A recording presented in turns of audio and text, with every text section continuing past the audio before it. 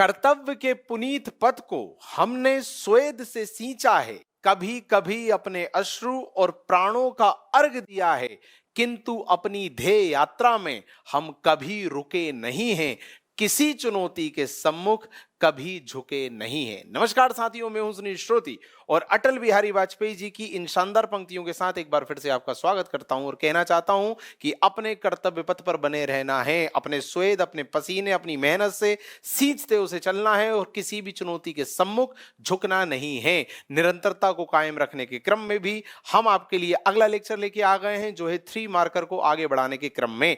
आज का हमारा टॉपिक है 1857 की क्रांति और सामाजिक धार्मिक सुधार आंदोलन। जी हां, इन दोनों टॉपिक से संबंधित कुल 34 3 मार्कर मैं आपके लिए लेके आया हूं।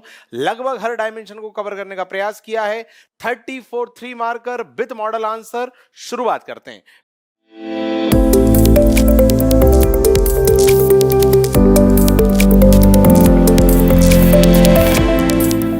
पहला 3 मार्कर, व्यपगत का सिद्धांत या हड़प नीति। आप सभी जानते हैं कि 3 मार्कर की श्रृंखला में हम लगभग हर डायमेंशन के क्वेश्चन तो कवर कर ही रहे हैं, साथ ही साथ संक्षेप में आपको चीजें समझा रहे हैं। उद्देश्य हमारा आपको पढ़ाना नहीं है, उद्देश्य है उन बच्चों का क्विक रिवीजन कराना जो एक बार कोर्स कंप्लीट कर चुके हैं, एक बार पढ़ चुके हैं या अगला मेंस देने वाले हैं। तो क्विक रिवीजन के क्रम में थोड़ा सा इसको समझते हुए आगे बढ़ेंगे। हड़प नीति या व्यपगत का सिद्धांत क्या है, आप सभी जानते हैं। लॉर्ड डलहौजी का यह सिद्धांत था जिसमें उन्होंने तय किया था कि जो भी भारतीय राजा होगा, यदि उसका कोई वास्तविक उत्तराधिकारी नहीं है, मतलब यदि उसकी संतान गोद ली हुई संतान है या दूसरे तरह से उसने प्राप्त की हुई है, अपने किसी रिश्तेदार से उसको गोद लिया है, तो उसकी उस संतान को उसका उत्तराधिकारी नहीं माना जाएगा। वास्तविक उत्तराधिकारी के अभाव में उस क्षेत्र को ब्रिटिश साम्राज्य में मिला लिया जाएगा। इसको कहा गया था हड़प नीति। लॉर्ड डलहौजी की यह नीति थी। इस सभी को हम 3 मार्कर में किस तरह से देख सकते हैं, देखिएगा। पॉइंट नंबर 1, प्रतिपादक लॉर्ड डलहौजी। लॉर्ड डलहौजी ने इसका प्रतिपादन किया था। पॉइंट नंबर 2, तात्पर्य क्या है, राजाओं के वास्तविक उत्तराधिकारी के अभाव में ब्रिटिश साम्राज्य में विलय हो जाना। बिल्कुल संक्षेप में बता दिया। प्रभावित राज्य, कई राज्यों के ऊपर यह थोपी गई थी, उसके बाद कुछ के ऊपर से वापस भी ले ली गई थी, पर उन पे हम चर्चा नहीं करेंगे क्योंकि 3 मार्कर है। केवल 3 राज्यों के नाम हमने मेंशन किए हैं जिन्होंने प्रारंभिक तौर पर इसका प्रभाव झेला था। सतारा 1848, जेतपुर 1848 और संभलपुर 1849। इन 3 के नाम बताए हमने प्रारंभिक राज्यों के सूची में से। क्लियर? तो आप देख रहे हैं कि इस क्वेश्चन के लगभग हर डायमेंशन हमने कवर कर लिए। किसने प्रतिपादित किया, क्या तात्पर्य था और किसके ऊपर लागू किया। अगला क्वेश्चन देखते हैं, सहायक संधि। जिस तरह लॉर्ड डलहौजी ने व्यपगत का सिद्धांत दिया था, उसी तरह लॉर्ड बेलेजली ने सहायक नीति का सिद्धांत प्रतिपादित किया था। क्या था इसमें, जो कमजोर राज्य होते थे, जो अपने सैन्य संदर्भों में कमजोर है, आर्थिक मामले में कमजोर है, जिनके पास अपनी कोई बड़ी स्थायी सेना नहीं है, वो लोग ब्रिटिश लोगों से मदद मांगते थे। अब ब्रिटेन मदद के नाम पर अपनी एक सैन्य टुकड़ी और अपना एक ब्रिटिश रेजिमेंट उनके दरबार में नियुक्त कर देता था, ये बोल दिखाने के लिए कि देखो भाई, तुम्हारी सुरक्षा के लिए हमने सेना दी है तुम्हें। और उसी राज्य से उस सेना के खर्चे भी वहन करवाए जाते थे कि तुम इसका खर्चा भी दो, इसकी सैलरी भी दो। क्यों? क्योंकि तुम्हारी सुरक्षा के लिए दिया है हमने। ठीक, तो एक तरह से हम तुम्हारी सहायता कर रहे हैं। मतलब कौन सी संधि? सहायक संधि। फिर होता क्या था, वो जो ब्रिटिश सेना उस राजा के दरबार में नियुक्त की जाती थी, उसके साथ जो ब्रिटिश रेजिमेंट होता था, वो दरबारी षड्यंत्र रचने लगता था और धीरे धीरे राजा के ऊपर अपनी प्रभुता स्थापित करके राजा को गद्दी से हटा देता था। ये पूरी कहानी होती थी सहायक संधि में, इसलिए भारतीय राजा इससे बचने लगे थे। हमने उदाहरण देखा था टीपू सुल्तान का, उसने मना कर दिया था, इसी कारण उसको युद्ध लड़ना पड़ा था। खैर, अब इस सबको हम 3 मार्कर में कैसे लिखेंगे? प्रतिपादक लॉर्ड वेलेजली। नंबर 2, तात्पर्य क्या है, कमजोर राज्य द्वारा अपनी सुरक्षा हेतु अंग्रेजों से हुई सैन्य सहयोग की संधि। क्लियर? सैन्य सहयोग की संधि, एक तरह से सेना लेता है वो उनसे। क्लियर? प्रभावित राज्य कौन कौन थे? हैदराबाद, मैसूर और तंजौर। 1798, 1799 और 1799। ये आपको पता होना चाहिए किसने प्रतिपादित किया, तात्पर्य क्या है और किन किन के ऊपर इसे लागू किया गया था। अगला इनाम आयोग। साथियों, लॉर्ड डलहौजी ही ने इसको प्रतिपादित किया था। हुआ यह था कि जो ब्रिटिश काल में जो जमींदार लोग थे, मध्यस्थता का काम करते थे, किसानों से कर वसूलते थे, अपना हिस्सा रखते थे और बचा हुआ ब्रिटिश खजाने में जमा कर देते थे। हमने पढ़ा हुआ है पुराने लेक्चर्स में। क्लियर? तो उसमें ऐसा शक था कि जो बीच की मध्यस्थता ये लोग कर रहे हैं जमींदार लोग, लोग ये कुछ ज्यादा अपने जेब में भर लेते हैं, ब्रिटिशर्स को सही सही हिसाब नहीं बताते और सही रुपया उनके खजाने में जमा नहीं करते। तो उनकी जांच कराने के लिए इनाम आयोग का गठन किया गया था। इसके बाद कई जमींदारों की जमींदारी रद्द कर दी गई थी। क्लियर? इसी कारण जमींदारी वर्ग में एक असंतोष व्याप्त हो गया था ब्रिटिश हुकूमत के खिलाफ, और यहीं से 1857 की क्रांति की पृष्ठभूमि भी बनी थी। क्लियर? देखिएगा, वर्ष 1852, प्रतिपादक लॉर्ड डलहौजी, उद्देश्य जमींदार व जमींदारों की जांच के लिए गठित। क्लियर? अगला देखें, उत्तराधिकार अधिनियम या धार्मिक अयोग्यता अधिनियम। अब देखिए होता क्या था, ब्रिटिशर्स का पर्पस था ईसाई धर्म का भारत में प्रचार प्रसार करवाना। क्लियर? 1813 में हम जानते हैं कि उन्होंने ईसाई मिशनरियों को अनुमति दे दी थी कि आप भारत में जाइए, अपने धर्म का प्रचार कीजिए। क्यों? क्योंकि भारत के लोग यदि हमारे धर्म को मानने लगेंगे तो फिर ये हमारे हिसाब से अपना कल्चर, अपना रहन सहन तैयार करेंगे, और जब इनका रहन सहन, इनका कल्चर हमारे अकॉर्डिंग हो जाएगा तब ये हमारे प्रोडक्ट खरीदेंगे, तो हमारा प्रोडक्ट बिकना आसान होगा और इनके ऊपर हुकूमत करना आसान होगा। ये एक लंबी एक उनकी प्लानिंग थी। तो इसी के क्रम में 1813 ईसाई मिशनरी भारत आते हैं, अपने धर्म का प्रचार करते हैं। भारत का जो युवा वर्ग है वो उसकी ओर आकर्षित होता है। क्यों? क्योंकि धन का लालच देते हैं, नौकरी का लालच देते हैं और धर्म में दीक्षित होने की सलाह देते हैं। उससे रोकने के लिए भारतीय जो माता पिता होते थे उन्होंने अपने बच्चों को धमकी देना शुरू किया कि देखो बेटा, यदि तुम दूसरे धर्म को अपनाओगे हमारी मर्जी के खिलाफ तो साला संपत्ति से निकाल देंगे, तुम्हें जायदाद से बेदखल कर देंगे। तो ऐसे में जो यूथ है वो आकर्षित होना बंद हो गया। तो ब्रिटिशर्स ने उनके अधिकारों की रक्षा करने के लिए यह अधिनियम पारित करवाया था। इसमें उन्होंने कहा कि कोई भी यदि बच्चा अपने माता पिता की अनुमति के बिना धर्म बदलता है तो उसके माता पिता उसे उसकी संपत्ति से बेदखल नहीं कर सकते। क्लियर? देखिएगा, वर्ष 1850 लॉर्ड डलहौजी, प्रावधान क्या था? परिजनों की मर्जी के विरुद्ध धर्म परिवर्तन होने पर संपत्ति अधिकार सुरक्षित। संपत्ति अधिकार कहीं नहीं जाएंगे, वो सुरक्षित ही रहेंगे। क्लियर? अच्छा, प्रभाव क्या हुआ? धर्म परिवर्तन प्रोत्साहित हुए और ज्यादा बढ़े, और 1857 की क्रांति भविष्य में देखी गई, क्योंकि भारतीय समाज में एक असंतोष था कि तुम हमारे बच्चों को बरगला रहे हो। खैर, सामान्य भर्ती अधिनियम, इसमें क्या था? ये जो भारतीय सेना थी इसमें अपनी धार्मिक मान्यताएं भी हुआ करती थी कि भाई हम समुद्र को नहीं लांघेंगे, हमारे धर्म में अनुमति नहीं है, हम ये नहीं करेंगे, हम वो नहीं करेंगे। तो ब्रिटिशर जो है वो भारतीय सेना को हर जगह नहीं भेज पाती थी, उसका उपयोग नहीं कर पाती थी। तो उन्होंने एक नया अधिनियम लाया और इसमें शर्त आरोपित की कि जब जब ब्रिटेन को जहां जहां जरूरत होगी आप वहां वहां नौकरी करोगे, मतलब हमारी शर्तों पर काम करोगे।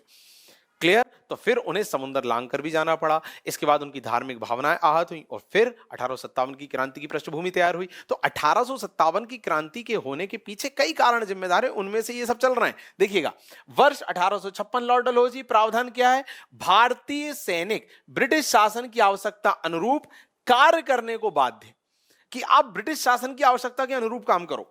अच्छा, प्रभाव क्या हुआ? सैनिकों को समुद्र पार करने के लिए विवश, धार्मिक मान्यता आहत, 1857 की क्रांति। क्लियर? आगे बढ़ते हैं। डाक अधिनियम, फिल्म में देखते हैं, संदेशे आते हैं, ये वो गाने हमने सुने हैं। मतलब जो सैनिक हैं वो अपने घर परिवार के लोगों को चिट्ठियां भेजा करते थे जिसका उन्हें पैसा नहीं देना होता था। बाद में पैसा देना शुरू कर दिया इस अधिनियम के माध्यम से। देखिएगा, इससे भी सैनिकों में असंतोष था। तो 1854 लॉर्ड डलहौजी लाए, प्रावधान था सैनिकों की निःशुल्क डाक सेवा का निषेध। जो निःशुल्क डाक सेवा आप यूज कर रहे हो उसे बंद कर दिया। प्रभाव हुई 1857 की क्रांति की पृष्ठभूमि तैयार हुई। क्लियर? तो इस तरह से हम पॉइंट्स में तोड़कर चीजों को बता रहे हैं। पॉइंट्स विद हेडिंग यदि हम दे देते हैं तो अंदर का कंटेंट लिखने से हम बच जाते हैं, जैसा मैं बार बार बोलता हूं। खैर, मंगल पांडे एक व्यक्ति के रूप में यदि 3 मार्क रह जाए तो आप सीधे बताएंगे क्या? पहला पॉइंट, उनकी बेसिक जो पहचान थी बैरकपुर रेजिमेंट 34B के सैनिक थे। नंबर सेकंड, क्या किया था इन्होंने? 1857 की क्रांति की शुरुआत करवा दी थी। 29 मार्च 1857 को गोली मारकर बाघ और ह्यूडसन को। अच्छा, क्या हुआ? 8 अप्रैल 1857 को फांसी, और ब्रैकेट में मैंने लिख दिया प्रथम शहीद। क्लियर? इस क्रांति के अंतर्गत शहीद होने वाले पहले व्यक्ति। अच्छा, क्रांतिकारियों में वह एक अकेली मर्द थी, ये एक कथन आ गया। बार बार मैं आपसे बोलता हूं कि जब भी 3 मार्कर में कोई कथन आए तो आपको 3 बातें बतानी है। किसने कहा, किसके लिए कहा और किस संदर्भ में कहा। तो हीरोज ने कहा, रानी लक्ष्मीबाई के लिए कहा और उनकी वीरता से प्रभावित होकर कहा कि लड़ने वालों में अकेली मर्द थी। चलिए अगला, राजा राम मोहन रॉय। लो भाई, अब अपन आ गए सामाजिक धार्मिक सुधार आंदोलन वाले सेक्शन पे, मतलब 1857 की क्रांति से संबंधित जो 3 मार्कर हो सकते थे वो कंप्लीट हो गए। ठीक, अब सामाजिक धार्मिक सुधार आंदोलन। व्यक्ति के रूप में यदि राजा राम मोहन रॉय पे 3 मार्कर लिखने आ जाता है, कभी राजा राम मोहन रॉय पे भी आ सकता है, कभी दयानंद सरस्वती जी पे भी आ सकता है, तो आप क्या लिखेंगे? पहला पॉइंट आप लिखिए जिस चीज के लिए वो जाने जाते हैं, जो उनकी पहचान है, मतलब आधुनिक भारत के पिता या भारतीय राष्ट्रवाद के जनक। क्यों? क्योंकि जो आधुनिक भारत हम देखते हैं, ये जो कुप्रथाओं से जो हम मुक्त हुए ये हम देखते हैं, इस सब के लिए सबसे शुरुआती आंदोलन या मैं यूं कहूं नवीन चेतना का प्रसार यदि किसी ने किया तो राजा राम मोहन राय जी ने किया था। संस्थापक, इन्होंने काम क्या किए? किसी भी व्यक्ति की पहचान उसके काम से होती है ना, तो आप बताएं, आत्मीय सभा 1815, वेदांत सभा 1816 और ब्रह्म समाज 20 अगस्त 1828। इसके अलावा इन्होंने संस्थापक होने के अलावा कुछ ग्रंथ भी लिखे थे, कुछ पुस्तकें भी लिखी थी। तोहफात उल मुहिद्दीन एकेश्वरवादियों को उपहार कहा जाता है। क्लियर? तो इन 3 पॉइंट्स में हमने इन्हें समाहित करने का प्रयास किया। पहले में उनके उपनाम बता दिए। अच्छा देखिए, जन्म किस वर्ष हुआ, कहां पैदा हुए, इस सब में हमने उलझने की अपेक्षा इस पे बल देने ज्यादा उचित समझा। पहले में हमने उनके उपनाम बता दिए क्योंकि उसके लिए भी उनकी प्रसिद्धि है। दूसरे में हमने बता दिए उन्होंने कौन कौन सी सभा स्थापित करी, और तीसरे में बता दिया कौन सी प्रमुख ग्रंथ या पत्रिका लिखी। चलिए, इसके अलावा राजा रोहन राय की प्रमुख पत्रिकाएं, देखिए उधर हमने ग्रंथ मेंशन कर दिया, अब हर चीज नहीं मेंशन कर सकते, लेखनी में हमने ग्रंथ मेंशन कर दिया, दैट्स इट। यदि कभी क्वेश्चन आ जाए राजा राम मोहन राय की सभी पत्रिकाओं के नाम बताओ, क्योंकि सब बहुत फेमस थी, तो 3 नाम कम से कम आप बताएंगे। संवाद कौमुदी जो कि बांग्ला में थी, नंबर 2 प्रीसेप्ट्स ऑफ जीसस जो कि ईसा के नीति वचन तात्पर्य अंग्रेजी में थी, और मिरात उल अखबार जो कि फारसी में थी। तो 3 नाम बता दिए, तीनों के भाषा बता दी कि किस भाषा में वो थी, नंबर मिल जाएंगे। आगे देखें, ब्रह्म समाज। संस्था से संबंधित कभी 3 मार्कर आ रहा होगा तो ब्रह्म समाज आ जाएगा। वर्ष 20 अगस्त 1828 की स्थापना हुई। संस्थापक कौन थे? राजा राम मोहन राय जी थे। उद्देश्य क्या था? एकेश्वरवाद का प्रचार प्रसार करना, कर्मकांड का निषेध करना। देवेंद्रनाथ टैगोर एक व्यक्ति के रूप में, अब हम जानते हैं कि राजा राम मोहन राय की मृत्यु के बाद जो उनकी ब्रह्म समाज थी उसका नेतृत्व देवेंद्रनाथ टैगोर जी ने संभाला था। क्लियर? उसके बाद इन्हीं ने ब्रह्म समाज में केशव चंद्र सेन को भी लाए थे, बाद में केशव चंद्र सेन को इन्होंने निष्कासित कर दिया था, वो एक अलग बात है। तो देवेंद्रनाथ टैगोर क्यों प्रसिद्ध हैं? राजा जी की मृत्यु के बाद ब्रह्म समाज का नेतृत्व संभाला। 1839 में एक तत्वबोधिनी सभा बनाई थी और उसका फिर ब्रह्म समाज में विलय कर दिया था। अगला देखें, केशव चंद्र सेन। केशव चंद्र सेन बहुत इंपॉर्टेंट व्यक्ति हैं। देवेंद्रनाथ टैगोर जब ब्रह्म समाज के नेतृत्व करता हुए तो उन्होंने केशव चंद्र सेन को भी उसमें शामिल किया। बाद में इनके जो विचार थे उससे उनकी सहमति नहीं बनी तो इन्हें निष्कासित कर दिया गया। जब ये निष्कासित हुए तो इन्होंने 1866 और 7 में भारतीय ब्रह्म समाज का गठन किया। ये जो भारतीय ब्रह्म समाज है, ब्रह्म समाज का पहला विभाजन माना जाता है, तो इंपॉर्टेंट है। अब ये सब बताने की जरूरत नहीं है 3 मार्कर में कि कब शामिल हुए, किसने किया, सीधे बताओ कि कौन से संगठन की स्थापना की। तो भारतीय ब्रह्म समाज की स्थापना की, जो कि ब्रह्म समाज का पहला विभाजन था। इसके अलावा इन्होंने कुछ पत्रिकाएं भी लिखी। इंडियन मिरर नाम की एक अंग्रेजी पत्रिका लिखी, और बहुत खास ब्रह्म विवाह अधिनियम 1872 का इन्होंने प्रतिपादन करवाया, उसमें इनकी बड़ी भूमिका थी। ब्रह्म विवाह अधिनियम 1872 क्या था, इस पे अलग से एक 3 मार्कर देख लेंगे। तो इनके हमने काम बता दिए। कामों में देखो आप, पहले एक संस्था स्थापित करी, दूसरे में पत्रिका का प्रतिपादन किया, तीसरे में एक अधिनियम इन्होंने तैयार करवाया।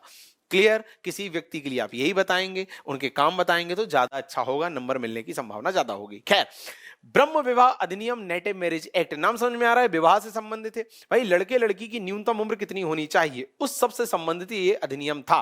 वर्ष 1872 में आया। मुख्य भूमिका थी केशव चंद्र सेन की, और प्रावधान क्या थे? बालक और बालिकाओं के विवाह की न्यूनतम उम्र क्रमशः 16 और 14 की गई। जी हाँ, 16 वर्ष बालक की उम्र होनी चाहिए और 14 वर्ष बालिका की उम्र होनी चाहिए। अगला, ईश्वर चंद्र विद्यासागर, कलकत्ता के प्रमुख शिक्षाविद थे, हम सभी जानते हैं। इन्होंने प्रमुख काम यह किया कि बांग्ला शब्दकोश की रचना की, ताकि महिला, शूद्र और सामान्य जो लोग हैं वो कठिन संस्कृत के श्लोकों को समझ सकें बांग्ला में ट्रांसलेट करके। नंबर 2 इन्होंने क्या करवाया? इन्हीं की सक्रियता के कारण विधवा पुनर्विवाह अधिनियम 1856 पारित हो पाया। तो देखिएगा, कलकत्ता के संस्कृत कॉलेज के प्राचार्य, नंबर 2 महिला शूद्र के लिए कॉलेज खोले और बांग्ला विश्वकोश की रचना की, मतलब शिक्षा के क्षेत्र में काम कर दिया। लॉर्ड कैनिंग के काल में 1856 विधवा पुनर्विवाह अधिनियम पारित, इन्हीं के प्रयासों से। खैर, अगला यंग बंगाल आंदोलन। साथियों, हेनरी विवियन डेरेजियो नाम के व्यक्ति थे, इन्होंने जो छात्र थे उनमें तार्किकता को विकसित करने का प्रयास किया, डिबेट कल्चर को इन्होंने पैदा किया, इन्होंने प्रेरित किया छात्रों को कि तुम क्वेश्चन पूछा करो, आंख बंद करके किसी चीज को का अनुसरण मत किया करो। इसी सबको यंग बंगाल आंदोलन कहा गया। देखिए, प्रतिपादक कौन थे? एक आंग्ल भारतीय युवक थे जिनका नाम था हेनरी विवियन डेरेजियो। उद्देश्य क्या था? युवाओं में तार्किक दृष्टिकोण निर्मित कर सामाजिक धार्मिक प्रथाओं का मूल्यांकन। क्लियर? आगे बढ़ेंगे। दयानंद सरस्वती व्यक्ति के ऊपर फिर बन गया 3 मार्कर। 3 पॉइंट। नंबर 1, परिचय। किस चीज के लिए जाने जाते हैं दयानंद सरस्वती? हिंदू राष्ट्रवाद के समर्थक थे और वेदों की ओर लौट चलो का नारा दिया। क्लियर? मतलब वेदों को ही इन्होंने हर चीज का मूल आधार बताया। अब इतना सा हम नहीं लिख सकते तो हमने लिख दिया वेदों की ओर लौट चलो नारा। हिंदू राष्ट्रवाद के समर्थक। नंबर 2, संस्थापक थे, इन्होंने कई संस्थाएं स्थापित की। आर्य समाज 1875, गौ रक्षणी सभा और शुद्धि आंदोलन भी चलाया। वे हिंदू जो दूसरे धर्म में चले गए थे उनकी पुनर्वापसी के लिए एक शुद्धि आंदोलन चलाया कि हम शुद्ध कर देंगे, आप दोबारा हिंदू हो जाओगे। लेखनी, इन्होंने भी कई पत्रिकाएं लिखी, बहुत इंपॉर्टेंट है। सत्यार्थ प्रकाश, वेदवास्य भूमिका और पाखंड खंडन। तो कभी यदि इनके लेखन पे प्रश्न आ जाए तो ये 3 नाम आप कम से कम लिखे आना। आगे बढ़ते हैं। भारत का मार्टिन लूथर किंग। साथियों, दयानंद सरस्वती जी को ही कहा जाता है। अगला देखें, भारतीय अशांति का जनक। देखिए, लंदन से एक व्यक्ति आए भारत, वैलेंटाइन शिरोल उनका नाम था।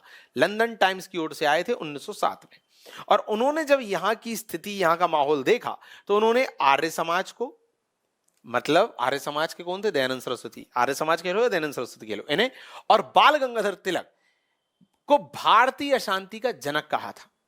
क्लियर? तो भारतीय अशांति का जनक, ये शब्द किसके लिए यूज हुआ? दयानंद सरस्वती और बाल गंगाधर तिलक। दयानंद सरस्वती की आर्य सभा के लिए भी हुआ था, आर्य समाज के लिए। क्लियर? और इन लोगों ने फिर इनके ऊपर मानहानि का केस भी किया था कालांतर में। खैर, तो भारतीय अशांति का जनक किसे कहा गया, किसने कहा, ये दोनों बातें हमने आपको बता दी। चलिए, सत्य शोधक समाज। अब समाज है तो कब स्थापित हुआ? 1873 में हुआ। किसने किया? ज्योतिबा फुले ने किया। अब कोई तो उद्देश्य होगा ना। तो जो ब्राह्मणी विचारधारा थी, जो पुरोहितवादी वाली विचारधारा थी, जिसमें हर चीज में श्रेष्ठता के आधार पर दूसरी कम्युनिटी का शोषण या दमन किया जाता था, उस माइंडसेट के विरोध में इन्होंने समाज की स्थापना की थी, सभा की स्थापना की थी, और इसका उद्देश्य था समाज में समता लाना। क्लियर? तो ब्राह्मणी या पुरोहितवादी व्यवस्था पर इन्होंने प्रहार किया था, जहां से ऊंच नीच आती। सर्वेंट ऑफ इंडिया सोसाइटी, ये एक सोसाइटी 1905 में आई, गोपाल कृष्ण गोखले लाए। इसका उद्देश्य था कि भारतीय आंदोलन के लिए जो भी लोग प्रयासरत हैं, भारत की सेवा में जितने लोग लगे हैं, उन्हें प्रशिक्षण देना। क्लियर? गोपाल कृष्ण गोखले 1905, भारतीय सेवा के लिए प्रयासरत जो संगठन थे उन्हें प्रशिक्षण देना। पंडित रमाबाई, ओहो, पाश्चात्य शिक्षा धारित एक विधवा महिला थी, विदेश गई, ईसाई धर्म को इन्होंने अपनाया। पर्पस केवल यह था कि जब मैं क्रिश्चियनिटी अपना लूंगी, ईसाई धर्म अपना लूंगी, तो विदेश के लोग मुझे फंड दे देंगे, पैसा दे देंगे, और उस पैसे से मैं भारतीय महिलाओं की स्थिति सुधारूंगी। और स्थिति सुधारने के लिए क्या करूंगी? उनके लिए स्कूल खोलूंगी, उनके लिए विधवा आश्रम खोलूंगी, ये सब। तो चूंकि शिक्षा के लिए इन्होंने इतना सब किया, इसलिए इन्हें सरस्वती उपनाम से भी जाना जाता है। देखिएगा, पाश्चात्य शिक्षा धारित एक बाल विधवा समाज सुधारक, ये परिचय हो गया पहला पॉइंट। विदेश से धन संग्रह कर महिलाओं के लिए विधवा आश्रम कॉलेज स्थापित, उपनाम था सरस्वती। क्लियर? सरस्वती नाम से पुकारा जाता था इन्हें पश्चिम में। बाल शास्त्री जाम्बेकर, साथियों महाराष्ट्र क्षेत्र के हैं। क्लियर? समाज सुधारक, उन्हें जनक कहते हैं महाराष्ट्र क्षेत्र में समाज सुधारक का। और इन्होंने कई समाचार पत्र तैयार करे, बंबई दर्पण और दिग्दर्शन। अगला देखें, एज ऑफ कंसेंट एक्ट, ये भी विवाह से संबंधित है, जैसे वो ब्रह्म विवाह अधिनियम आया था। ये बहराम जी मालाबारी और एस बंगाली के प्रयासों से पारित हुआ। इसमें 12 वर्ष से कम उम्र की बालिकाओं के विवाह को अपराध घोषित कर दिया। इसमें भी विवाह से संबंधित प्रावधान निहित किए गए थे, शामिल किए गए थे। उसी तरह एक शारदा अधिनियम आया, इसमें भी सेम। अजमेर के एक शिक्षाविद थे हरविलास शारदा, उनके प्रयासों से था, इसलिए शारदा अधिनियम कहते हैं इसको। लड़के लड़की के विवाह की न्यूनतम उम्र क्रमशः 18 और 14 करवाई इन्होंने। तो आपको यह याद रखना है कि किस अधिनियम के माध्यम से कितनी उम्र तय की गई थी, ये आपको याद रखना है, सब विवाह से संबंधित ही हैं। वुड्स डिस्पैच 1854 में आया। काल उस समय चल रहा था लॉर्ड डलहौजी का, हम सभी जानते हैं, और वुड्स डिस्पैच में इन्होंने महिला शिक्षा की वकालत की थी। यही कारण है कि इसे भारतीय महिला शिक्षा का मेग्ना कार्टा कहा जाता है। देखिए 1854 में आया। प्रावधान क्या था? एक अनुशंसा थी कि महिला शिक्षा भी सुनिश्चित की जानी चाहिए। यही कारण है इसे भारतीय शिक्षा का मेग्ना कार्टा कहा गया। चाहो तो आप ब्रैकेट में लिख लेना, लॉर्ड डलहौजी का काल। ठीक, ये आप मेंशन यदि कर देते हो कि किसका काल था तो थोड़ा नंबर ज्यादा आने की उम्मीद रहेगी। चलिए, सर सैयद अहमद खां, शानदार व्यक्ति, बहुत काम किया, तो उनके काम क्या थे? यदि सर सैयद अहमद खां आ जाए या उनके कार्य आ जाए तो आप 3 पॉइंट लिख देना, बहुत इंपॉर्टेंट है। संस्था के तौर पर उन्होंने साइंटिफिक सोसाइटी की स्थापना की 1855 में। पत्र की बात करूं तो तहजीबुल अखलाक और राजभक्त मुसलमान नाम के पत्र लिखे। शिक्षा क्षेत्र की बात करूं तो 1875 में अलीगढ़ मुस्लिम एंग्लो ओरिएंटल स्कूल की स्थापना की थी। यही बाद में अलीगढ़ यूनिवर्सिटी बना। ठीक, तो इन 3 पॉइंट्स में मैंने तोड़ने का प्रयास किया। अगला देखें, अहमदिया आंदोलन। साथियों, इस्लामिक मान्यताओं में या हमारे जो इस्लाम परस्त लोग हैं उनके समाज में भी कई तरह के आंदोलन चले। कभी अपनी मूल शिक्षा की रक्षा के लिए, कभी जो हिंदूवादी संगठन थे उनके विरोध के चलते, इस तरह के कई आंदोलन इन्होंने किए। तो अहमदिया आंदोलन क्या था? आरंभ हुआ 1889, अहमद कादियान ने से शुरू किया। उद्देश्य था आर्य समाज जैसे जो हिंदूवादी संगठन थे उनसे मुस्लिम समाज की रक्षा करना, ताकि वो लोग मुस्लिमों को दोबारा हिंदू में कन्वर्ट ना कर दें। खैर, अगला देवबंद आंदोलन। इसका प्रतिपादन 1867 में देवबंद में कासिम नानोतवी ने किया। उद्देश्य क्या था? जो पाश्चात्य शिक्षा है उसका विरोध करना और जो परंपरागत इस्लामिक शिक्षा उसका समर्थन करना। और इन्होंने इसी क्रम में काम क्या किया? देवबंद में एक मदरसा बनवाया। तो ये 3 पॉइंट हो गए। कोई भी आंदोलन जब आ रहा है तो ऑब्वियसली हमें यह बताना पड़ेगा कि इसे शुरू किसने किया और कब किया, तो हमने वो बता दिया। यह बताना पड़ेगा कि इस आंदोलन का मकसद क्या है, पर्पस क्या है, हमने वो बता दिया। यह बताना पड़ेगा इनने कुछ किया हो यदि, तो इन्होंने वो किया। तो 3 पॉइंट्स हो गए। बहावी आंदोलन इसी तरह। प्रवर्तक बताएंगे, प्रवर्तक थे सैयद अहमद बरेलवी। काम क्या था, उद्देश्य क्या था? पैगंबर मोहम्मद के इस्लाम को फिर से जीवित करना। जैसे हमारे यहां हिंदू धर्म का पुनर्जागरण हो रहा था, उसी तरह वो भी इस्लामिक क्षेत्र में ये सब कर रहे थे। खैर, निरंकारी आंदोलन, निरंकारी हो, नामधारी हो, ये आंदोलन हुए थे मुस्लिम सिख समाज में। ठीक, हर समाज में कुछ ना कुछ सुधार आंदोलन हो रहे थे। तो निरंकारी आंदोलन 1783 दयाल सिंह द्वारा चालू हुआ। ठीक, उद्देश्य क्या था? सिख धर्म में जो हिंदू रीति रिवाज शामिल हो गए हैं, जो मद्यपान शामिल हो गया, उसका निषेध करना। ठीक है, क्योंकि हर समाज में चल रहे थे आंदोलन, तो आपको सभी को कवर करना पड़ेगा। अगला नामधारी आंदोलन, यह भी सिख कम्युनिटी में था। 1857 राम सिंह द्वारा इसे शुरू किया गया था। उद्देश्य क्या था? सिख धर्म में स्त्री पुरुष समानता और नैतिक शिक्षा पर बल, इन 2 चीजों पे इन्होंने काम किया। क्लियर? तो ओवरऑल हमें यह देखना है कि सामाजिक धार्मिक सुधार आंदोलन केवल हिंदू समाज में नहीं हुए, मुस्लिम समाज में भी हुए, सिख कम्युनिटी में भी हुए। उसी तरह एक और आगे शिरोमणि गुरुद्वारा समिति, क्या था इसमें? 1920 में इसका गठन हुआ। इसके माध्यम से जो भ्रष्ट महंत थे उनके ऊपर कार्रवाई की गई थी। इतना कोई खास नहीं, बस आपको पता होना चाहिए, क्योंकि जैसा मैंने कहा हर समाज में कुछ ना कुछ बुराइयां थीं। तो जब एक समाज में कुछ सुधार हो रहा है तो उसकी प्रेरणा से दूसरे समाज के लोग भी अपने यहाँ इस तरह के आंदोलन चलाएंगे। तो हमें सभी को कवर करना है। आखिरी स्वामी विवेकानंद आते हैं इसी क्रम में। अब स्वामी विवेकानंद जब आते हैं तो इनकी प्रसिद्धि होती है इनकी पत्रिकाओं के लिए। इन्होंने रामकृष्ण मिशन की स्थापना की थी, उसके लिए। तो फिलहाल मैं बस एक 3 मार्कर लाया हूं कि इनकी पत्रिकाएं पूछी जा सकती हैं कि विवेकानंद की पत्रिकाएं कौन कौन सी थी। तो प्रबुद्ध भारत जो इन्होंने अंग्रेजी में लिखी, और उद्बोधन जो बंगाली भाषा में थी। ये थे कुल 34 3 मार्कर जो कि 1857 की क्रांति और सामाजिक धार्मिक सुधार आंदोलन से संबंधित थे। अगले लेक्चर में मिलेंगे। बहुत बहुत धन्यवाद।